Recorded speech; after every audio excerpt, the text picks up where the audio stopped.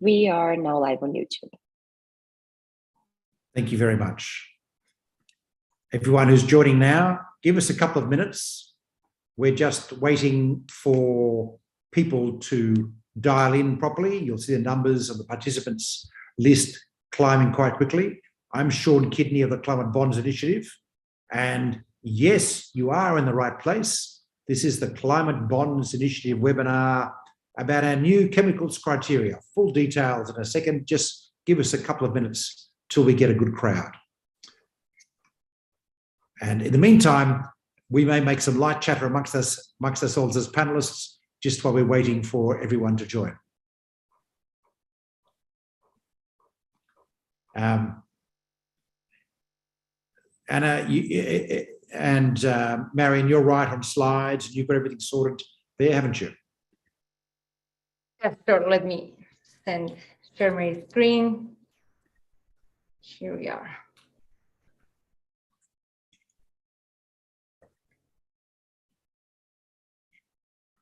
Okay, fantastic. Let's get going then. So thank you everyone for joining us this webinar. This is a webinar we've labelled as credible transitions for the chemicals industry. We at the Climate Bonds Initiative have been working to grow a global market for green and sustainable bonds. You know what the challenges are. You know the extraordinary challenges we face in dealing with the threat of climate change. If any of you have seen the news from the Intergovernmental Panel on Climate Change report that was released a couple of days ago, you will know that the science prognosis is extremely dire. We have till 2030 to get emissions down 50% globally, to have even a reasonable chance of a sustainable future for our children, to avoid, that is a reasonable chance of avoiding catastrophic climate change. And let's be clear, climate change is baked in now. We are going to have a century of crazy volatility in terms of weather and all the other impacts, social, economic, etc. We have to prepare for that. In the meantime, we need to ensure that we work as hard as possible on reducing the emissions profile of all our industries, all our economy, the whole of society. Chemicals is clearly a key area. We need to be looking at sustainability in general across the board. So long-term sustainability of an essential industry. There's no realistic proposition what we're going to do about chemicals going forward. So we have to change the base and to ensure that it can be in line with our net zero future. What we're releasing today are climate bonds criteria to support that conversation. I'm going to say a little bit more about climate bonds a little later. Just know the green bond market is currently sitting about $1.7 trillion US outstanding. It was about 3 billion 10 years ago. It's an extraordinary growth of a market.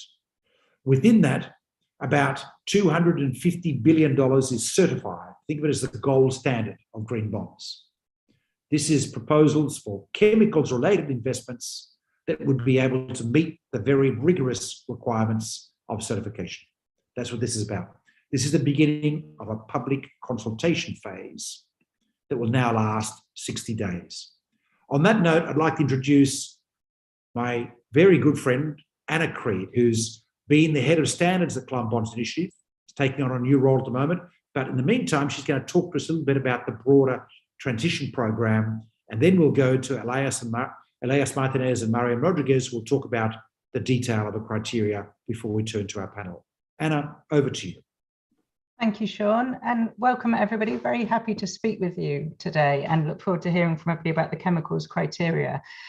Just to frame that, yes, I'm just going to say a few words about our broader transition program at CBI. So when CBI started in 2009, one of our key priorities was to ensure the credibility of green bonds so that the market would have trust in these instruments, and investors specifically would have trust in these instruments and the green labels.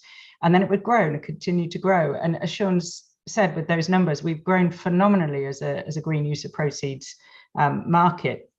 And CBI's contribution to that, one of our contributions to that was to establish science-based criteria for what is green or climate compatible. We use those criteria in our climate bond standard for certification.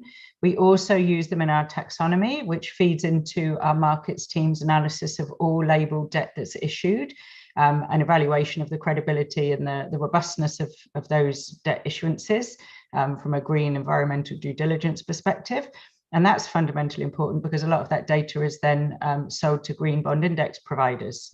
So this kind of work on criteria development and setting scientific rigor in the market that we do at CBI has rippled out into a lot of different directions, including recently into all the work on taxonomies within the EU and globally to basically to establish these criteria for green, sustainability, social, in much more regulatory driven, not just voluntary market driven enterprises. So it's fantastic, this kind of growth and uptake of the idea of criteria and science-based criteria. We started within CBI looking at and developing criteria for renewables, for buildings, for transport, for water, for waste, agriculture and forestry. We've got criteria for all those sectors now, but we were always of a view that really meeting the Paris Agreement targets needs transition and transformation and engagement across all sectors of the economy, not just those that are more easily thought of as green or moving to green, but also those that might be quite high emissions at the moment, might even be stranded assets, but still the companies need to transition to something else instead. So very much a whole economy transformation going on here that needs to be accelerated. And we have actually had transition pathways in some of our existing criteria for buildings and transport, and we want to roll that out. So our engagement now is on this transition concept, and we have been really excited to see over the last few years the market embracing this idea of transition, bringing in more sectors into the sustainable finance market, new instruments like sustainability linked bonds. We think this is fantastic that there's widespread support for this whole scale movement and engagement. But we do still have some, the way that we did before, we were worried about greenwashing in the green bonds market. Still, there's a potential for sort of greenwashing around transition, and we've seen some weaker examples of instruments with KPIs that are either not comparable to others, or they're not addressing the material source of emissions for a company or in an asset base. So we really want to continue this work on setting criteria into all the sectors, really, to give this credible guidance to the market. And we're doing that by broadening out into a whole lot of next range of sectors. So heavy industry is our focus here with chemicals. We've got cement criteria already out for consultation at the moment, still live. Steel is going to come in a couple of months' time. Hydrogen we're just starting work on now. So a lot in this kind of space and in the energy space more broadly for those kind of company-wide transitions away from stranded assets as well. That's going to come shortly. And we're also, our criteria have previously focused on, because they were being used for the use of proceeds bonds, they've been focused on capital investments or maybe asset level criteria, economic activity level criteria. We're scaling that up to company-wide, company level criteria as well for SLBs, like I mentioned, but also so that we can potentially evaluate companies' net zero targets, their transition plans and strategies, etc. as well. So we're expanding in multiple directions to get across all of this transition space, which is huge and really important. So that's kind of where we are, and that's the framework for our work on criteria. And then off the back of that, we're going to be engaging a lot in taxonomies around the world. There are about 25 at various stages of development at the moment, and our taxonomy team is looking to embed these criteria that we develop here and these frameworks for transition into a lot of taxonomies globally. Also the markets team, again, they'll continue to use these transition concepts to evaluate labeled bonds and other labeled instruments being issued into a transition database, etc. That kind of analysis for the market, and into our policy engagement in our key countries around actually what policy support is needed to make sure these sectors can transition at speed and create the right enabling environment for chemicals, steel, cement, energy, etc., tailored to a local context. So that's where we are with all of our transition programs. So great that we are being able to roll out these chemical criteria today. And I'm going to hand over now to Marion. Well, Sean, sorry, I'll hand back to you for the next stage of the presentation. Yeah, thank you. you were doing the right thing there, going to Marion. So Marion is a key member of our standards team who's been managing this process of developing chemicals criteria. She's going to present jointly with Elias Martinez, who's been our technical lead in this project, who's a researcher at the Mexican Institute of Petroleum in his other job, in his other life, but has a lot of expertise in chemicals. Marion, over to you. Take us through the details, but first perhaps tell us of all the fantastic people who have been involved in developing this criteria. Thank you, Sean. Yes, basically, we have here our technical working group members. As you can see, they are from different research organizations around the world, guiding this entire process to develop criteria for basic chemicals. We had two separate teams, one for mitigation and another one for adaptation. And they were basically the ones that set the criteria and provided advice for us to being here today, But also a part of this fantastic group of technical people and experts, we also had the participation of industry representatives, which is our industry working group, providing feedback about the application and practicalities of the criteria developed by the technical working group. Most of them are from the financial sector, investor organizations, but also representing industry chemical association in Europe, for example, in India, and among others. So I think that now we are ready to start. Elias, so over to you to offer an overview about the scope of the criteria for basic chemicals. Yeah, thank you, Marianne. Yeah, I will briefly describe what do we mean by basic chemicals. Well, as an introduction, as you know, well, the chemical sector is one of the hard to abate sectors because of its complexity and the diversity of chemicals and all the derivative products that can be made from them, right? So we basically focus on those major chemicals which are the main raw materials for many products and value chains for the final products in our daily lives, right? So these are the basic chemicals we have considered in scope. So they are including high value chemicals.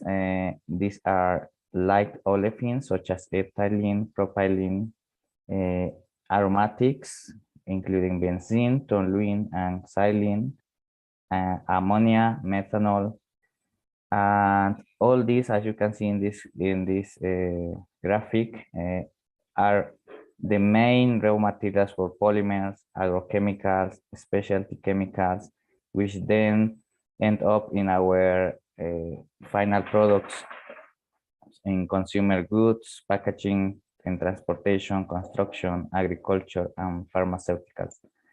Right? This set of chemicals contribute to around 70% of the whole chemical sector emissions.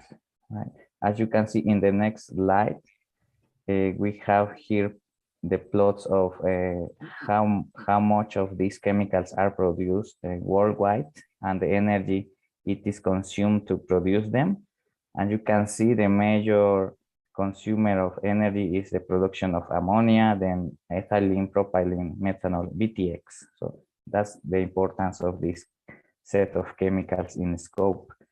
Again, in terms of greenhouse gas emissions, so these are also the major emitters, right? So the production of ammonia, the production of ethylene, propylene, methanol, and BTX, and then there are the others. So this is basically the why do we focus on this set of chemicals? Because of the importance in the value chain of other chemicals, because of the high energy consumption and high greenhouse gas emissions in their production. So the full list of chemicals in scope is this one. So we can divide it into two, right? We have inorganic basic chemicals, which include ammonia, chlorine, the sodium carbonate or soda ash, nitric acid, and carbon black.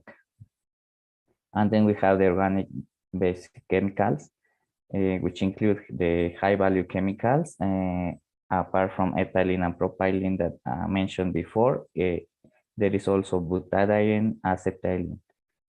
Then we have the aromatics and methanol. And in the next, over to you, Marianne, just to give an overview of the criteria. Thank you, Elias. Now let's talk about our criteria. So first, what is covered by the basic chemicals criteria? Essentially, we want to be able to certify capital investments within facilities producing basic chemicals. Also, individual basic chemicals production facilities and basic chemicals production companies. However, it's important to say that the criteria for production companies are currently still under discussion. So there are two main components on this criteria, which are the mitigation criteria, aiming to reduce greenhouse gas emissions from the underlying assets. And the second one is the adaptation and resilience criteria, to ensure that assets are resilient to climate change and that don't affect the resilience of the surrounding system.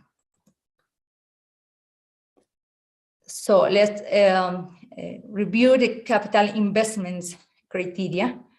So capital investments were defined based on decarbonization measure for the chemical sector, including feedstock and fuel substitution. So specific criteria were set for this capital investments. But in addition to this specific criteria, capital investments must relate to production facilities that meet those requirements. For example, at least 50% of annual production must be dedicated to the manufacture of basic chemicals in scope, requirements about feedstock for coal, which is not eligible, and for energy sources that doesn't accept coal or coal derivatives for energy purposes, and biomass also from primary source for energy purposes. So basically only secondary organic streams are eligible as a fuel for these basic chemicals. Those production facilities also must comply with the adaptation and resilience criteria that apply to all facilities, regardless of the basic chemical being produced. Here, very briefly, you can see a list of eligible capital investments. Those might be infrastructure for production, refurbishment and retrofitting of facilities to use specific feedstock, or acquisition of equipment to produce basic chemicals using a specific feedstock as well. So we separated that into, for example, a feedstock use, and the alternatives are hydrogen, biomass, recycled material, and CO2 as a feedstock. So using hydrogen must ensure comply with a specific carbon intensity threshold. So as mentioned before by Anna, we still don't have a CBI criteria for hydrogen. So we adopted the existing criteria in the EU taxonomy for hydrogen. And in this case, those are carbon intensity thresholds. Well, when using biomass, the issuer must comply with the criteria for biomass sourcing, set out for CBI bioenergy criteria. About recycled material, the recycled material should represent at least 30% of the feedstock and have lower cradle-to-gate emissions than the virgin fossil material. Using CO2 as a feedstock, the requirements are related to the sourcing, for example. So eligible sources of CO2 are direct emissions from chemical production and other industrial activities. There are also restrictions associated to end use. In this case, basic chemical produce must be used to manufacture durable products, avoiding the release of CO2 immediately after using the final product. And another restriction for CO2 as a feedstock is not use it for enhanced oil recovery and other production of fossil energy sources. Now, relating to energy use, electrification is automatically eligible from a mitigation perspective. Heat supplied from alternative energy sources must comply with the most up-to-date CBI criteria for the relevant source of energy. For hydrogen, similarly to the criteria for feedstock, hydrogen must meet the carbon intensity thresholds. And biomass as an energy source, as mentioned before, only secondary organic streams are eligible for energy purposes. So, for example, wood and other dedicated crops are not eligible. And in this last classification, there are different measures, including energy efficiency measures, that must ensure at least 30% of improvement in energy efficiency, low carbon process technologies that don't release direct process CO2 emissions, for example, methane pyrolysis, and carbon capture and storage that must comply with a specific criteria, mainly for transportation and storage, aiming to reduce potential risk of methane leakage, for example. Now, let's move to criteria for individual facilities producing basic chemicals. So similarly, the facility must meet basic chemical specific mitigation criteria, but also cross-cutting mitigation criteria and adaptation and resilience criteria. In addition, the production facility must comply with the same requirements mentioned before about the percentage of annual production of basic chemicals in the facility, and also meet the restrictions mentioned before about feedstock and energy sources.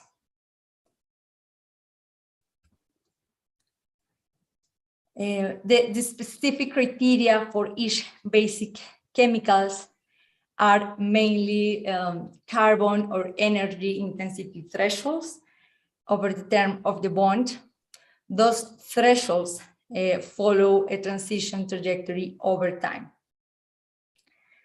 Some thresholds cover scope 1 and 2 of emissions, but some thresholds only cover scope 1. So for the products whose thresholds only cover scope 1, we set additional requirements to address scope 2 emissions. That is the case of nitric acid and soda ash. So in that case, issuers must implement one of the following strategies, which are having renewable-based captive power generation or renewable-based power purchase agreement. Here you can see an overview of those specific criteria for the different basic chemicals in scope. You can see here the carbon intensity or energy intensity thresholds. that decrease over time. Most of those thresholds are from the EU taxonomy, except for high-value chemicals or olefins that are mainly to produce plastics and polymers. The technical working group concluded that considering that those high-value chemicals represent above 25% of the total emissions from the chemical industry, it was necessary to set more ambitious targets. So after a thorough research on that, we set different targets than the ones in the EU taxonomy. Here you can see that decrease over time that is based on a transition pathway, a cross-sector transition pathway developed by the Science-Based Target Initiative. That is a cross-sector pathway in which emissions are reduced 42% by 2030 and 90% by 2050 compared to 2020 levels. The idea is that once specific transition pathways are available for the chemical industry, we can update those thresholds accordingly.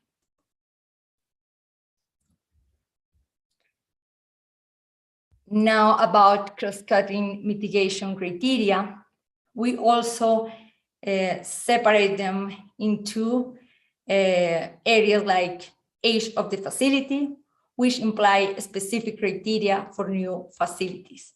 So new facilities are eligible only if they meet more stringent requirements, including the implementation of technologies that avoid or reduce direct process emissions. Don't use virgin fossil feedstock if process emissions are directly released into the atmosphere, and new facilities don't use fossil gas. Now, depending on the feedstock, hydrogen, biomass, CO2, and recycled material must comply with the criteria presented before. And depending on the energy source, similarly, the hydrogen, biomass are alternatives that must meet the requirements presented before. But here you can see also fossil gas as an alternative energy source that is eligible only for existing facilities, and when they are the facilities apply carbon capture and storage. That is the requirement to accept fossil gas for existing facilities. And the last area of those cross-cutting mitigation criteria is about addressing Scope 3 emissions. So given the complexity of the chemical sector, we decided to set qualitative criteria to address Scope 3 upstream emissions. So one of the alternatives that we offered to issuers are presenting evidence for low carbon procurement policies, or having partnerships with suppliers that have greenhouse gases emission reduction targets, or switching from fossil-based raw materials to alternative feedstocks, such as bio-based or recycled materials. Regarding Scope 3 downstream emissions, we decided that those emissions will be addressed by the intermediate chemicals technical working group.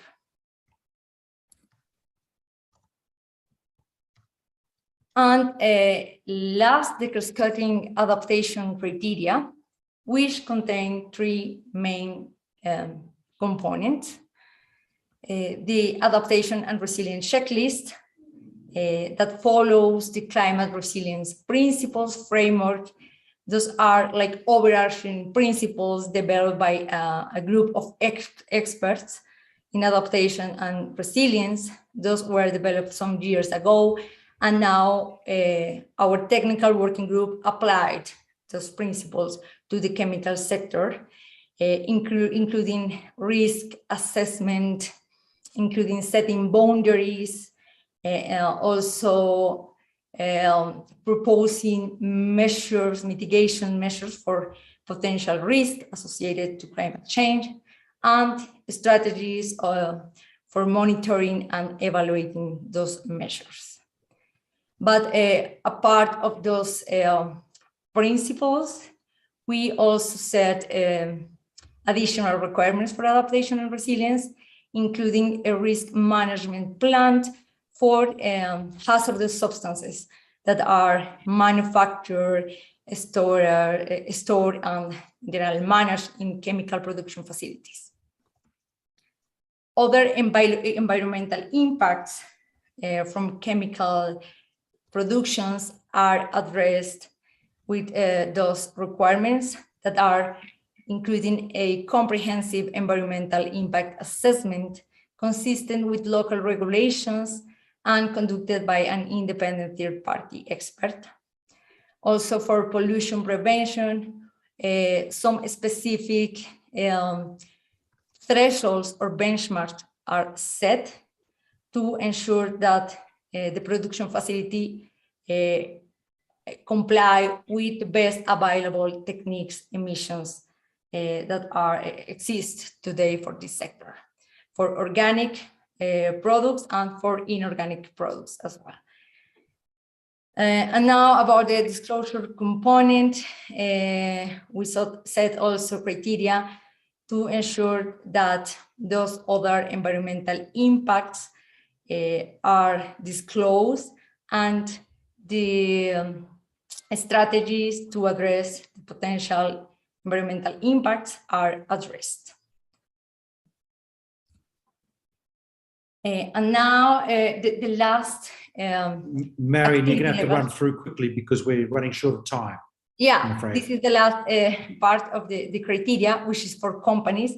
But as mentioned before, this is still under discussion and will be delivered soon. I think that's everything from my side. Only to encourage you to go to visit our website, where all those documents, the criteria document, background document, and of course the format for the public consultation, those documents are ready in our website for chemicals. Thank you, Marion. This webinar will be available on YouTube immediately after this session. There's a link in the chat, and our comms team is about to post the web page for the criteria on in the chat function on the side, so you'll be able to go afterwards and have a look at it. It's important to note that this is very much about production. It's not about recycling.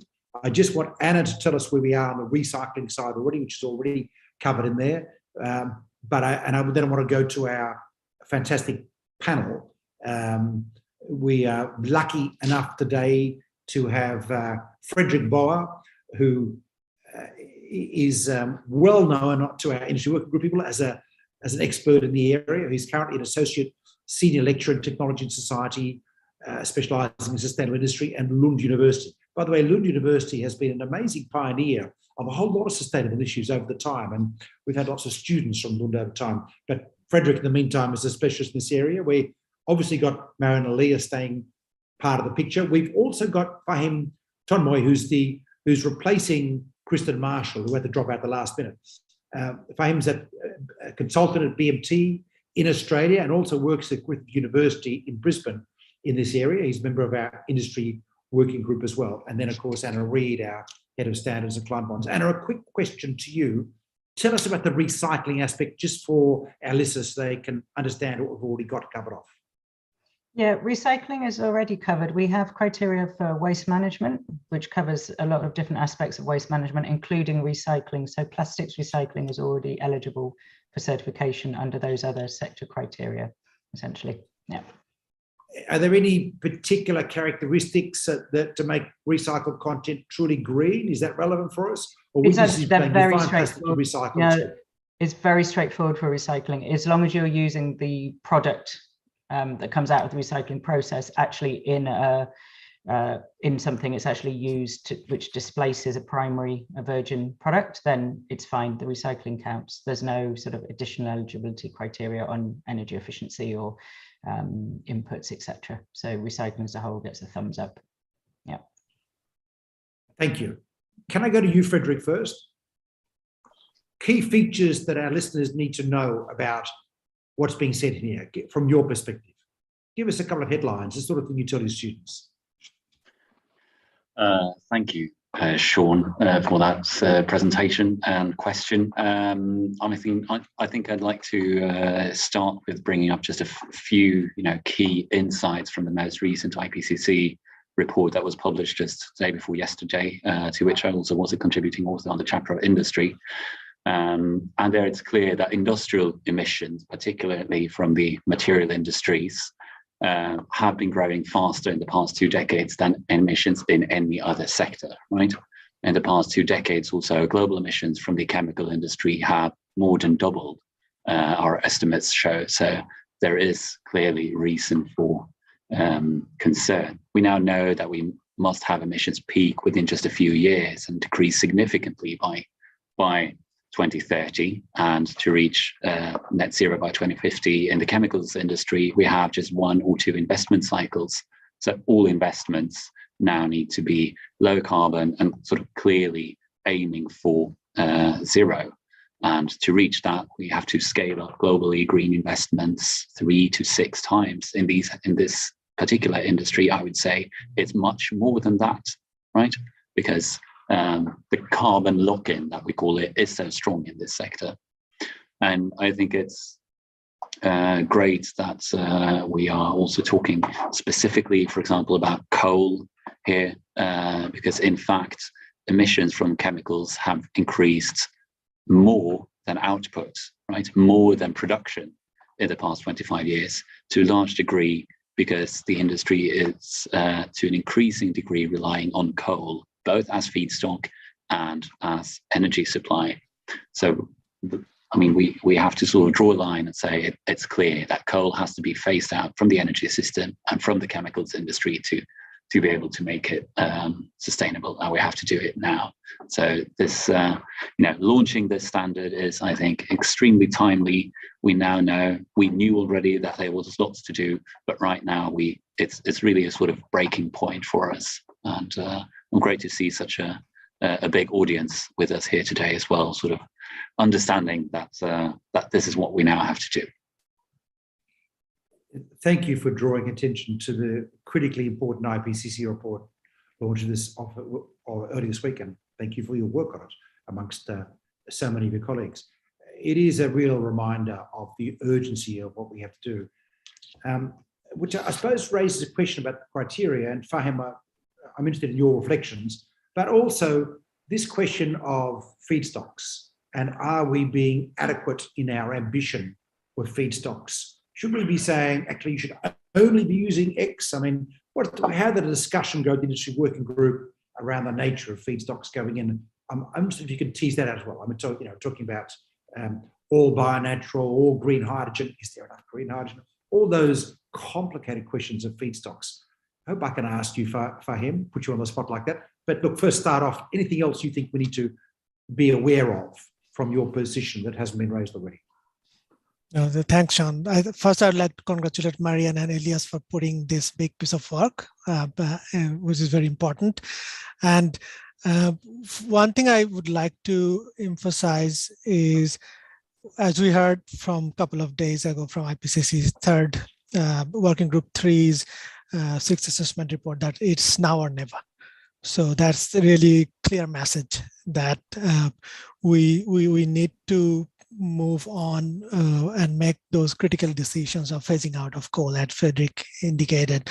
And from adaptation point of view, regardless of what we do, some degree of climate change is locked into our system. So that's why adaptation is so critical, that it's good. Of course, we need to reduce emission from our factories and chemical industry, but we need to ensure the business continuity and resilience of those factories going forward so that they become viable in future. So protect the investment of the companies. So that's why I think it's really important component that this criteria document has also tackled, that adaptation component. And in terms of why adapting now, it's really critical that we do it at this point, because we are starting to see more extreme events, more intensity and frequency of these extreme events are increasing going forward. And chemical industries sector is a critical sector. So any disruption to this sector has a wide range of implication. And as we have seen recently from flood in Australia, that flooding of chemical warehouses leads to not just the damage of the factory, but its wider implication to environmental health, public health, and other things, water quality, and all those sort of things. So ensuring that this resilience of this factor, of this sector is really critical. And I think the criteria that document is tackling is really critical in that regard. And I think that's a quite innovation. We haven't actually built in adaptation resilience criteria as often in the past and standards. So this is the application of the climate resilience principles that we put out a couple of years ago. You will see more, folks, in future criteria coming out around this issue. Very important issue to tackle. On the issue of feedstock, I've had a couple of questions appearing. Are we being ambitious enough? Just picking up that question again. Marion and Elias, do you want to comment on that? I mean, we're basically saying enough of the fossil fuels, move on to other stuff, is really what we're saying at the end of the day.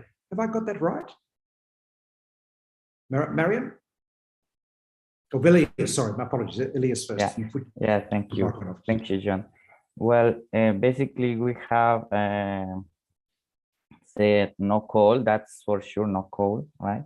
For natural gas or fossil gas, as we call it in the document, we are still allowing, for example, existing facilities, right, to use it, because as you know, it's a fuel that is still has a future, I think.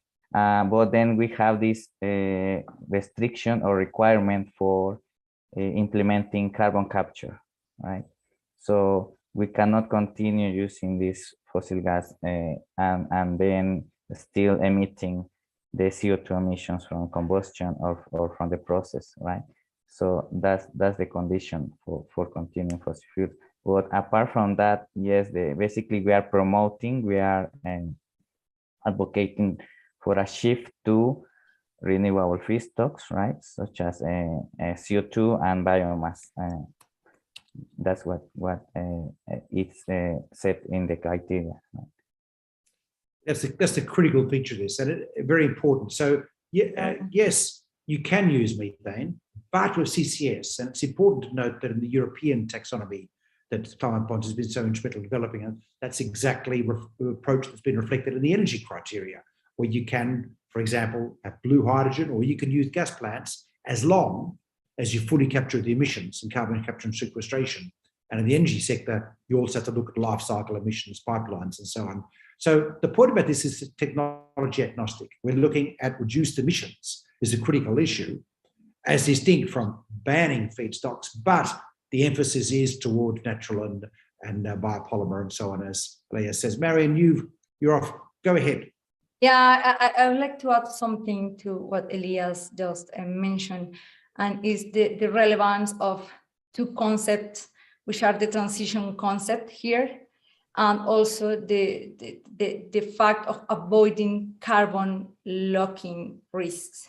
So that is why we decided to set like more strict criteria for new facilities, avoiding perpetuating the same existing technologies and practices that are having severe implications to the environment and the temperature of the planet. So I think that is important, and that is why we are still allowing fossil gas as a fuel, but from that transition perspective. But that is why for new facilities that will not be eligible anymore. Also for coal, another factor beyond the greenhouse gases emission is related to efficiencies, which is relevant when you are thinking about improving the production processes and avoiding many other environmental impacts. Very important. There's a question we've been asked in the Q&A. And for everyone, if you've got a question, please do use that Q&A button that's sitting at the bottom of your screen to ask a question, and we'll bring it into the mixture. And thank you, Frederick, for having already answered one of them. Or put in the IPCC's report in chat, I should say. Marshall Mermel says that is pyrolysis covered in this? Has it effectively been covered? Being adapted to biomass processing to convert waste into products for these kinds of processes? Elias? Not directly, actually, but well, it's methane pyrolysis, the process that we add as an example for alternative technologies, which do not release direct CO2 emissions to produce, for example, hydrogen. You can use methane pyrolysis to produce hydrogen without direct CO2 emissions. You produce only carbon as a byproduct of this process. So that is an eligible alternative low carbon technology in the criteria. Yeah. And that's the technology that we consider. Thank you. Good point. Frederick, you raised a really good point about the investment cycles, and in the industrial sector, of course, this is a really critical challenge because of the long investment cycles. You build a plant, it stays working for 5 years if it's a really tiny plant, but more like in 25 years, etc. Do you have a sense of the priorities around geography in this area? I mean, where old kit is versus new kit? Are we worried about new installations being developed in emerging markets at the moment? Where's the CapEx going? And what's the nature of the time frame we have here? What's the average life of existing chemical plants, for example? Yeah, that is really a crucial feature, because we know that once we establish, I mean, we know that the chemical industry is heavily clustered. It has a strong sort of path dependency. Someone builds a steam cracker and then sort of the industry just grows around that. And we have seen that in many parts or in many locations around the world. And it sort of follows a logic using more and more fossil resources in those industrial clusters. In the past 10, 20 years, we've seen an immense wave of investments in China, which is now the largest country for basic chemical production, right? We've also seen a big wave of investments making use of available gas resources in the Middle East and also in North America to make use of the shale gas resources, particularly ethane. So all of these three waves are really very strongly following the logic of go where the fossil resources are, which is indeed worrying. Just last year, we saw a brand new facility come online on the Chinese East Coast. It's an integrated refinery and petrochemical production site with a capacity of about 800,000 barrels crude per day, which makes it sort of among the world's largest crude processing plants. And once it's there, it will be, running for decades. 25 years is, I think, conservative, because most of these plants tend to be retrofitted and upgraded after its, initial planned run time of 2 decades or so. So it is crucial to rethink, the next wave of investments in this industry, because we now know that it cannot follow that same logic, because then we are well beyond 2050 before even sort of the first planned running time or operations time for those new plants are will have passed, right? And so we see that there is a great potential to restructure investments to regions with, for example, great renewable energy resources, where we have offshore wind being a strong contender, or solar, cheap solar could become a very important resource for the chemical industry to produce, for example, hydrogen, ammonia. But that does require a shift that we are not yet seeing in the industry, I would say. But it's an important breaking point.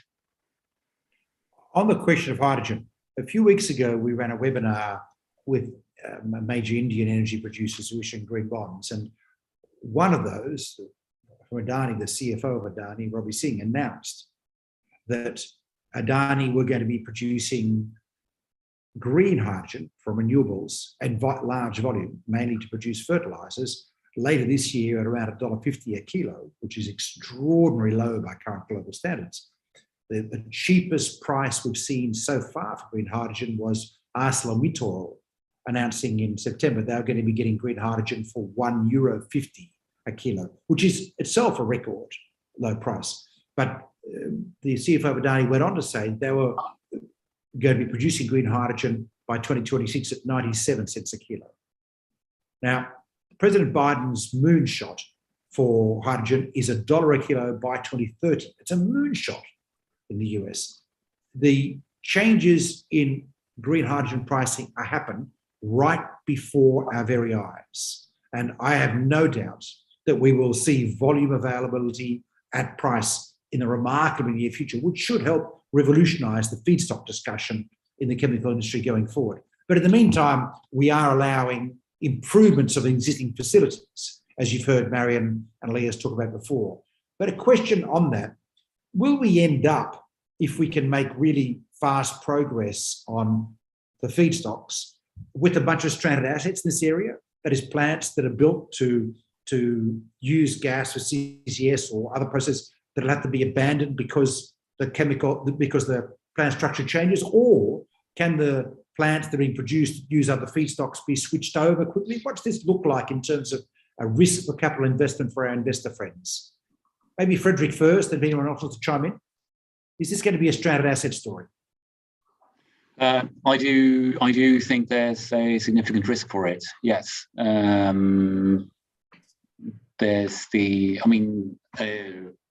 As I said, we've seen slightly different waves of investments, and they face slightly different risks, I would say, for this. There's the shale gas in North America, which follows a particular type of logic, I would say. And then in Asia Pacific, and now also starting up, I would say, in the Middle East, we're seeing a great interest in the crude to chemicals type of production. So maximizing the use of crude for specifically chemical products. And yes, if the transition follows the path that we know we sort of have to actually have sustainable development for anyone, right, on the planet beyond 2040, 2050, then those plants must not operate in the way they were designed to. And then we surely see a risk for stranded assets after 2030, plants having to shut down, no longer being able to operate in the way they were designed to, or having to go through massive retrofits. And I'm not really sure what they could be retrofitted with. In some geographies, there could be better potentials than others. In others, I've seen some, hinting or pointing towards the possibility to be using like recycled naphtha, so naphtha from synthetic naphtha from chemically recycled plastics. But we have to acknowledge that still the technologies for chemical recycling, like pyrolytic recycling of plastics, produces massive greenhouse gas emissions as well. So to be feasible, that technology would also have to make very, very large progress and probably be equipped with carbon capture. But I'll leave it to Fahim there to give some more insights. Fahim, your thoughts? I think, Frederick, you have covered it pretty well. My specialization is mostly on adaptation side. So, but I think you're spot on that this risk of stranded asset is always there, and the transition needs to be happen based on what technology is evolving. We are starting to see some emerging technologies, like we discussed hydrogen, but it's still probably not at a product, a profitable level. So it depends on what type of technology is evolving. That will determine how this transition probably will happen. But the risk of stranded asset is real. And on the, sorry, Frederick, go ahead. Yeah, no, if I might just sort of jump onto what you mentioned there, Fahim, about sort of evolving technology, I think a key feature of the criteria that Marian presented previously is also particularly the pathway, the development pathway that we're seeing, clearly saying that, you know, we can say today that something is green, but that will not be enough. What we can do today will not be enough in the long run. So clearly showing that, you know, we have to become better and better every year, and that the standards does become more stringent, outlining this development pathway towards zero. Maybe I can ask a question of Elias here. Just, we need to wrap up, by the way, so prepare your final comments. But Elias, we've heard Frederick say major changes are required. Does that include major technical breakthroughs that we haven't envisaged, or can we do it with the expansion of existing technology bases? What's your view here about how we take this forward? I mean, have we got a big R&D part of this to this, or I'm hoping you're going to be able to say we can do it with existing technologies, but I don't know. Tell our listeners. Yeah. Well, yes. Well, just to add on the part of the stranded asset first. Well, we haven't actually included in the criteria for new plants just these new technologies, right? So that, because as you know, these plants last for 30, and in cases, for example, in Mexico, there are plants that they are 50 years old and they're still operating. So we wanted to decrease that risk of stranded assets in the future, right, for future plants. So by saying if new plants should just have a low carbon technologies and these breakthrough technologies that you are now mentioning now. Yeah. So yes, we have consider these new technologies in the section of low carbon technologies. As we said, methane pyrolysis, which is one of the technologies, for example, BASF is considering in its pathway towards net zero. There are other technologies such as electrification of the steam crackers, right? Aiming at reducing upstream emissions of fossil fuel combustion, right? Fossil fuels. And there are also electrochemical based processes for converting methane to methanol, for example, thus avoiding direct CO2 process emissions, right? And obviously it comes also to play the role of biomass as a source of renewable carbon, especially for olefins and aromatics, which can be produced from this feedstock. So, and then we have also the CO2 as feedstock. So this will encourage the development, the further development and implementation of new technologies that are based in CO2 conversion, also to chemicals, methanol mainly, and hydrogen. Yeah. There is room for all of this. Yeah, and also to complement, I think that the technology readiness level of most of those decarbonization technologies are quite like low for some of them. That is the case, for example, of electrification, especially for those high temperature processes. So I think that yes, definitely R&D activities and projects and initiatives will be crucial to accelerate the implementation of those technologies. Great. We need to wrap up. Marion made a point earlier about entities. We will be coming forward in the future with a framework for building on the framework we published last September in a paper Anna was lead author on how we assess a company, including its components parts, which is essentially being a company whose emissions dip below a trajectory kind of approach. But there's a level of ambition of change and so on we're still working on. Please do keep in touch, get in contact with us if you want to find out more details. We'll be doing a webinar in the future when we're ready to announce that. But at the moment, we've got feedstocks, components kind of discussion, energy aspects brought out here. Last word, Anna, your last thought for listeners to take home. I think it sort of just looping back to what I said at the beginning, I think we would very much welcome your feedback on this. We're trying to move into these additional sectors with traditionally high emissions, with maybe technology challenges, economics challenges about the feasibility. We need to be ambitious, as everybody has said, to meet the parameters of the science and the climate science. We also need to make it realistic for people pushing at the ambition level. So we very much welcome everybody's feedback on these criteria that last 60-day consultation. And then we can take that into account before we reconvene our TWG and sign off on these criteria later in the summer. So look forward to engagement with you all. So it's very much a step one, and then the entities piece will follow as well, also in the summer. So yeah, stage one of an ongoing conversation, we hope. Thank you. Fahim, Frederick, Elias, any last thoughts you want to share before we close? You're muted, Frederick. Yeah, no, just looking forward to seeing the response to the standard now that the public consultation opens, and we're then seeing it actually being applied, and hoping that it can really guide investments towards where we need to go, right?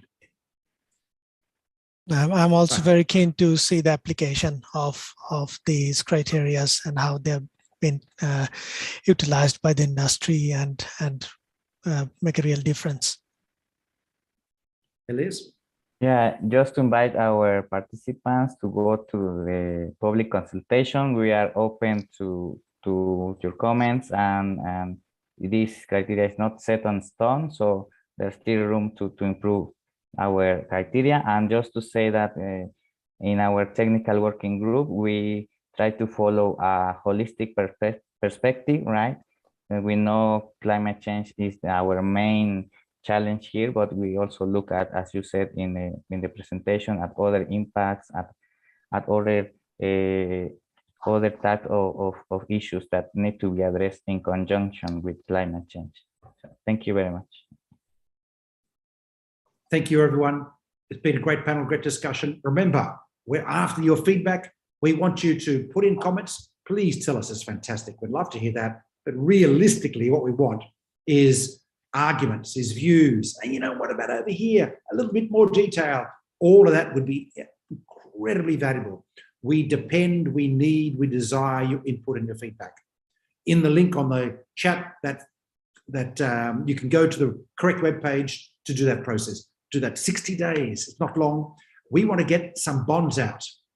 We need to get these criteria finished. And if you're in the chemical sector, talk to us. We want to support your fundraising capabilities to be able to transition your enterprise in the direction we all know we need to go.